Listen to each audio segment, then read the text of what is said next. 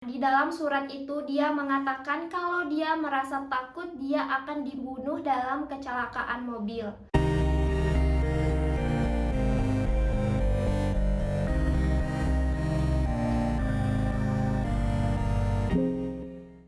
Halo semuanya, terima kasih sudah klik video ini. Buat kalian yang belum subscribe, jangan lupa untuk klik tombol subscribe di pojok kanan bawah serta nyalakan lonceng notifikasinya agar kalian dapat update video-video terbaru di channel aku. Oke, hari ini kita akan membahas konspirasi kematian Putri Diana. Ini merupakan video kedua konspirasi di channel aku semenjak tahun 2019. Di sini aku akan mengcompare antara teori konspirasi dan juga fakta yang ada. Oke, kita langsung aja ke pembahasannya.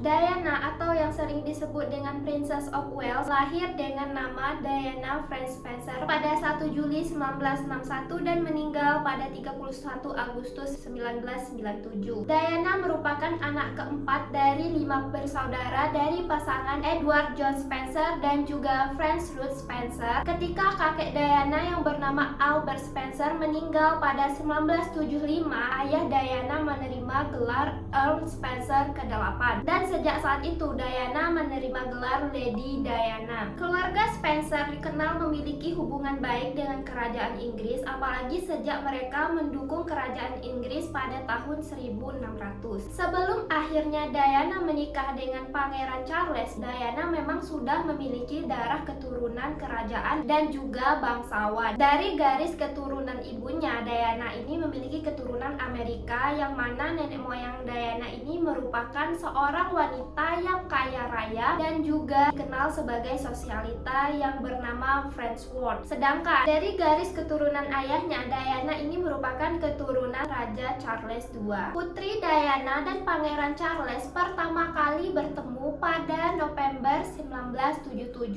pada saat dia melihat sang pangeran lagi bermain polo. Sebelumnya, Pangeran Charles diketahui memiliki hubungan dengan kakaknya Diana yang bernama Lady Sarah. Pada 24 Februari 1981, Putri Diana dan Pangeran Charles resmi bertunangan dan diresmikan oleh kerajaan Inggris. Pada 29 Juli 1981, akhirnya Putri Diana dan Pangeran Charles resmi menikah. Pada saat itu Putri Diana masih berusia 20 tahun. Kemegahan pernikahan yang diadakan oleh Putri Diana dan Pangeran Charles ini digadang-gadangkan seperti negeri dongeng, karena pernikahannya ini disiarkan langsung di seluruh televisi di seluruh dunia dan ditonton 750 juta penonton, dan juga disaksikan 600.000 orang yang berjejer hanya untuk melihat Putri Diana dan Pangeran Charles sebelum melakukan upacara pernikahan. Dari hasil pernikahan Putri Diana dan Pangeran Charles, dia memiliki 2 orang putra, yaitu Pangeran William dan juga Pangeran Harry. Meskipun Putri Diana memiliki 2 pangeran tampan yang akan mewarisi tahta kerajaan Inggris dan juga memiliki pernikahan yang merupakan idaman semua orang, terlebih lagi Diana disebutkan sebagai wanita satu-satunya pertama kali menikah dengan pangeran, padahal dia nggak berasal dari kerajaan manapun. Tapi akhirnya Putri Diana memutuskan untuk bercerai dengan Pangeran Charles karena sang pangeran berselingkuh dengan Camilla Sand. Perselingkuhan keduanya ini sudah terekspos ke media sehingga membuat sang putri cukup tertekan dengan keadaan rumah tangganya. Pada 28 Agustus 1996, Putri Diana dan Pangeran Charles akhirnya resmi bercerai. Pangeran Charles dan Putri Diana juga membuat kesepakatan yang mereka rahasiakan dari publik. Selain itu, dia diperbolehkan untuk menggunakan gelar dia sebagai Princess of Wales, tapi gelar lainnya itu nggak boleh digunakan lagi.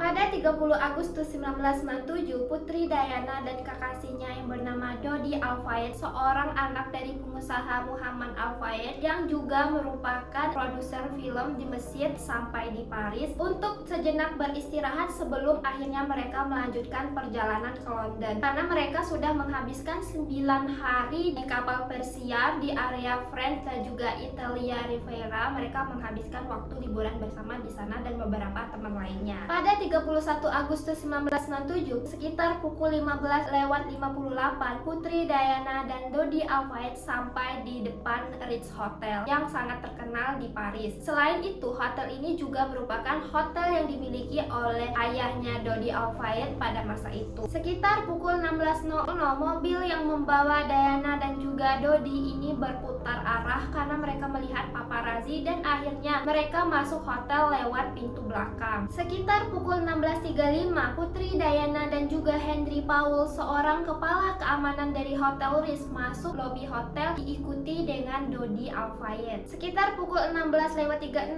Putri Diana dan Henry Paul masuk ke Imperial Suite dan kemudian sekitar pukul 17.07 nampak Dodi Al-Fayed berkunjung ke Imperial Suite dan kemudian dia keluar dari Imperial Suite dan terpantau dari CCTV depan hotel juga dia nampak keluar dari hotel. Kemudian Dodi Al-Fayed kembali lagi ke hotel dan sekitar pukul 19.00 Dodi Al-Fayed dan juga Putri Diana beserta Henry Paul keluar dari Hotel Ritz dan mereka kembali pada pukul 21.52 untuk melakukan makan malam. Sekitar pukul 00.14, Putri Diana, Dodi Al-Fayed, Henry Paul dan juga seorang pengawal dari kerajaan Inggris yang bernama Trevor Jones akhirnya keluar dari hotel lewat service area. Pada pukul 00.20 mereka semua akhirnya keluar dari hotel dengan menggunakan Mercedes-Benz W140 S-Class dan pada saat itu mobil tersebut dikemudikan oleh Henry Paul. Pada malam itu mereka juga mengelabui paparazzi dengan membuat ada satu mobil yang lewat dari pintu depan seolah-olah kalau itu mereka, tapi akhirnya ada sekitar 2 atau 3 motor yang berhasil mengikuti Mercedes-Benz yang mereka gunakan. Sekitar pukul 00.23, Paul kehilangan kendali atas kendaraannya saat memasuki terowongan Pont de l'Alma. Mobil menabrak dinding kanan terowongan dan kemudian membelok ke arah kiri dan akhirnya menabrak bagian pilar yang menopang ke arah atap atau bagian tengahnya ini. Diperkirakan mobil melaju dengan sangat kencang dengan kecepatan 150 km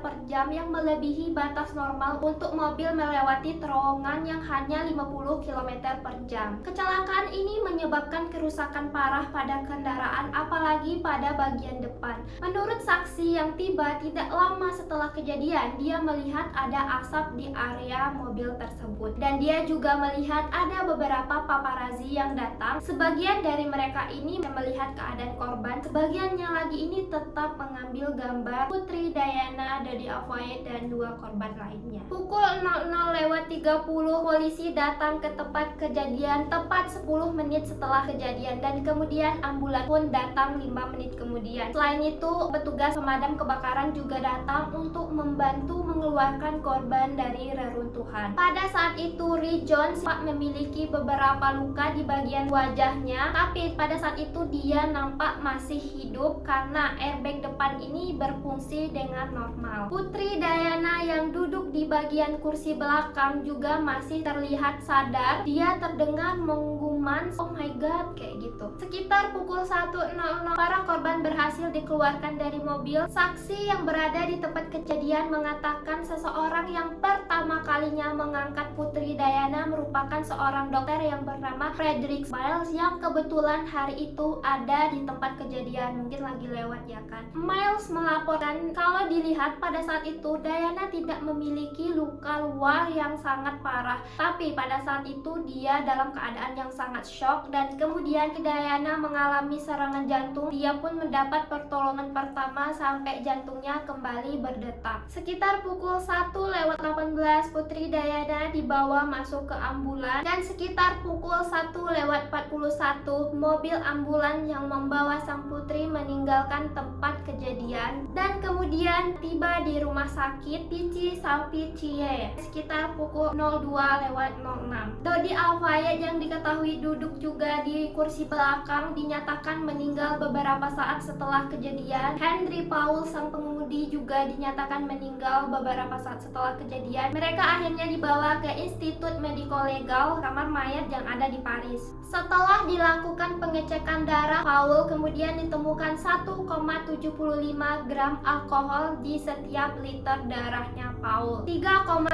batas legal yang ada di Paris dan 2,2 batas legal yang ada di Inggris, Kanada, dan juga Amerika Serikat. Serikat. Meski telah dilakukan berbagai cara untuk menyelamatkan Putri Diana dan akhirnya dia menghembuskan napas terakhirnya di hari itu. Dia meninggal sekitar pukul 4 pagi di rumah sakit dan kemudian diumumkan sekitar pukul 6 pagi oleh ahli anestesi pada saat konferensi pers. We have reports from Paris that Diana, Princess of Wales, has been killed in a car accident.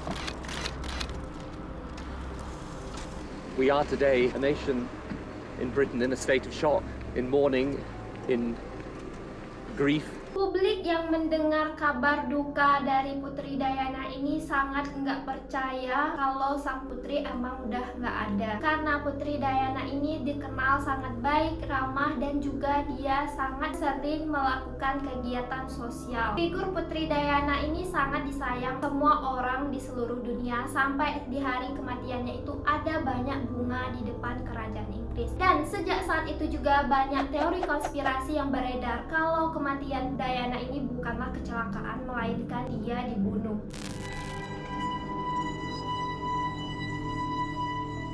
Selain masyarakat yang mempercayai teori kalau Putri Diana ini sebenarnya dibunuh, ayah dari Dodi Al-Fayed, Muhammad Al-Fayed, juga sangat mempercayai kalau Putri Diana dan anaknya ini dibunuh oleh seseorang yang tidak menyukai hubungan mereka berdua. Muhammad Al-Fayed ditanyain dalam satu interview, kenapa kok orang nggak suka sama hubungan Diana dan juga anaknya? Dia menjawab, ya mungkin saja itu karena anak saya kan berasal dari Mesir dan juga seorang Muslim. Jadi rasanya itu nggak mungkin banget seseorang yang nantinya bakal jadi ibu dari seorang raja Inggris memiliki stepfather atau ayah tiri seorang Muslim, katanya kayak gitu. Lantas emang kenapa sih kok orang yang memiliki hubungan dengan kerajaan nggak bisa menikah dengan seorang Muslim? Nah, aku yakin beberapa dari kalian di sini juga sudah paham masalah agama ini sangat sensitif, jadi aku nggak akan memperpanjang ataupun membahasnya. Diketahui sehari sebelum Putri Diana datang ke Paris, Dodi Al-Fayed ini sudah membeli cincin untuk sang putri. Mereka juga akan mengumumkan pertunangan mereka secara resmi keesokan harinya, tapi naasnya mereka kecelakaan pada malam itu. Muhammad Al-Fayed juga mengatakan keseriusan anaknya ini untuk melamar Putri Diana dan hubungan mereka nggak cuma main-main. Teori ini kemudian semakin diperkuat karena sebelumnya Putri Diana ini sempat mengirimkan surat kepada pelayannya yang bernama Paul Burrell. Nah, di dalam surat itu dia mengatakan kalau dia merasa takut dia akan dibunuh dalam kecelakaan mobil.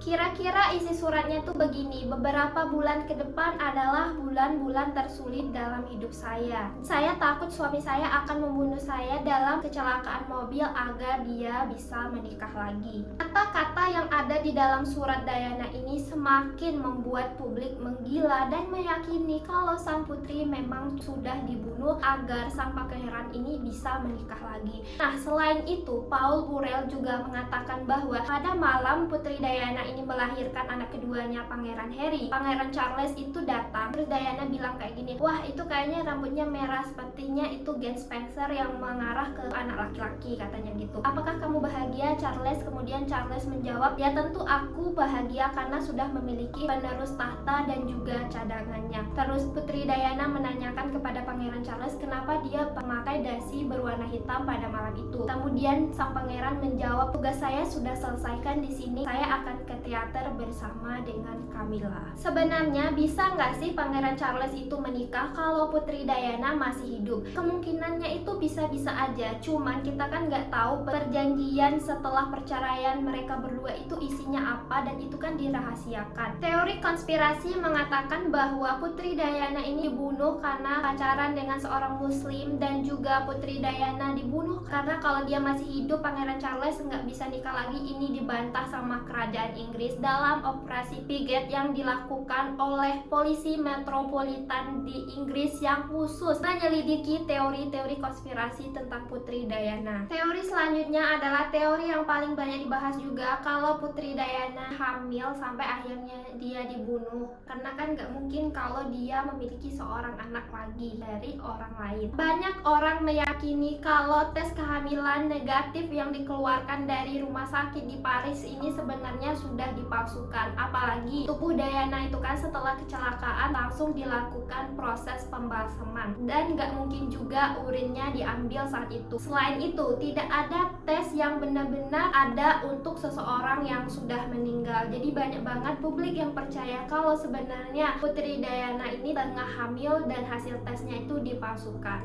Teori selanjutnya ini merupakan teori Henry Powell, seorang pengemudi yang mengemudi pada malam itu ternyata sebenarnya merupakan agen rahasia yang memang ditugaskan untuk membunuh Putri Diana. Apalagi sebenarnya kan dalam beberapa interview ayahnya Dodi sempat ngomong kemanapun Diana dan anaknya pergi ini selalu diawasi oleh semacam mata-mata gitu.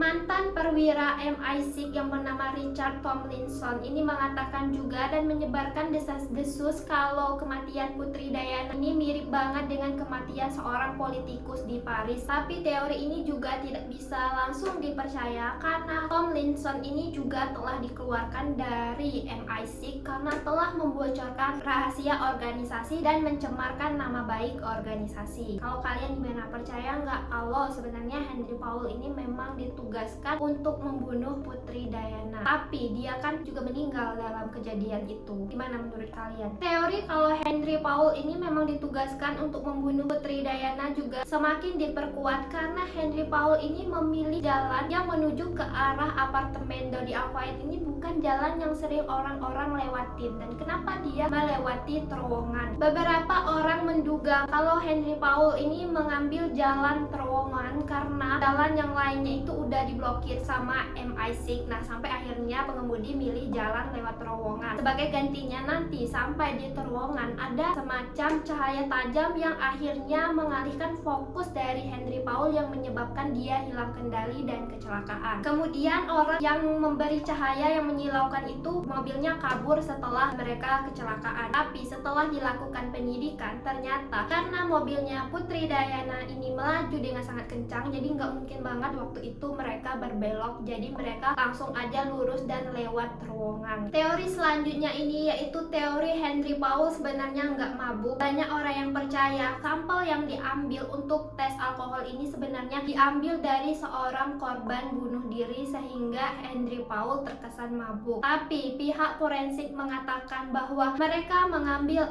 4 sampel yang berbeda dan menunjukkan hasil yang sama, bahwa di dalam darahnya Henry Powell ditemukan ada kadar alkohol sebesar 3 kali lipat melebihi batas legal yang ada di Prancis. Teori selanjutnya mengatakan bahwa pengawal Putri Diana dari kerajaan Inggris, Rhys Jones ini sebenarnya sudah mengetahui rencana kalau sang putri akan dibunuh, tapi dia tidak bisa berbuat apa-apa dan dia merupakan satu-satunya orang yang selamat dalam kecelakaan tersebut. Ayah Dodi Al-Fayed juga mengklaim kalau sebenarnya Rhys Jones telah mengetahui apa yang sebenarnya mereka rencanakan, dan dia tidak bisa menolak karena kalau misalnya Rhys Jones ini menolak ataupun membantah, katanya dia akan dibunuh dalam sebuah operasi rahasia. Rhys Jones sempat menerima beberapa kali semacam surat ancaman, tapi dia nampaknya tidak terlalu mempercayai hal ini. Teori selanjutnya ini merupakan teori yang mengatakan bahwa kehadiran paparazzi yang mengejar Putri Diana ini merupakan salah satu cara untuk membunuh sang putri sehingga menghantarkan dia ke kecelakaan maut yang mematikan. Apalagi sebelumnya Putri Diana ini sempat memenangkan satu kasus di mana ada satu orang fotografer, menurut dia itu sengaja untuk menyelakai dia dengan cara menabrakkan mobilnya katanya saat dia ngambil foto. Nah, ini Diana udah menang dan orang tersebut terbukti bersalah. Dari operasi Piget juga ditemukan bahwa kalau memang ada fotografer yang mengejar Putri Diana, tapi mereka ini nggak punya niat jahat dan